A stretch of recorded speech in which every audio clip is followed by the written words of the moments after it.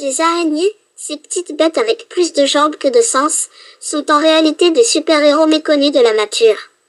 Oui, je sais, elles ont l'air effrayantes avec leurs 8 pattes, leurs yeux multiples et leurs talons innés pour apparaître au moment où vous vous y attendez le moins.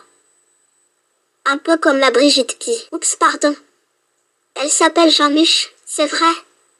Bref, laissez-moi vous dire pourquoi elles, contrairement à la Jean-Mich, sont en réalité de véritables superstars de l'environnement.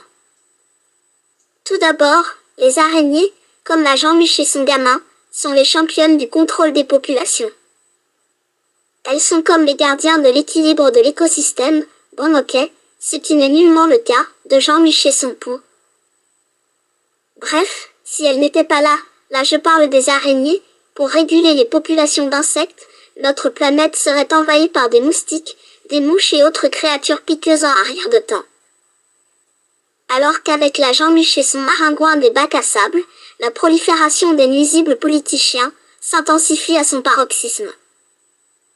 Merci donc aux araignées de nous sauver des piqûres incessantes et des démangeaisons interminables, contrairement à Jean-Mich et son asticot, qui eux, nous pompent jour et nuit.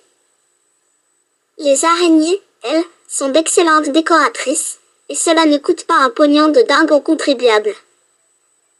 Elles tissent des toiles magnifiques qui scintillent au soleil du matin comme autant d'œuvres d'art naturel.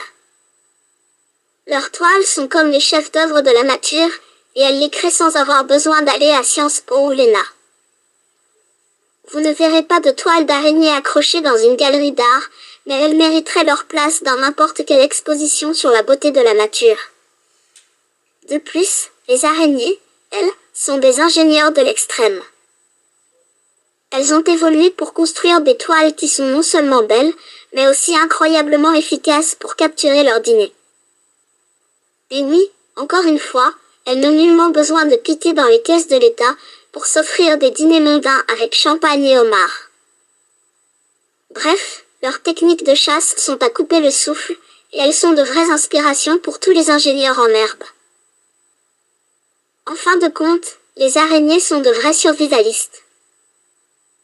Elles peuvent vivre presque n'importe où, des déserts arides aux forêts tropicales humides, en passant par nos maisons. Elles s'adaptent à des environnements variés et sont résistantes au changement. C'est comme si elles avaient une petite trousse à outils de survie intégrée dans leur exosquelette. Et comme d'hab, ce qui n'est pas le cas pour la Jean-Mich et son étron qui eux, sans les gens qui ne sont rien, ne pourraient, bien évidemment, pas survivre en traversant la rue. Alors, la prochaine fois que vous verrez une araignée se faufiler dans un coin sombre de votre maison, prenez un moment pour admirer cette petite créature.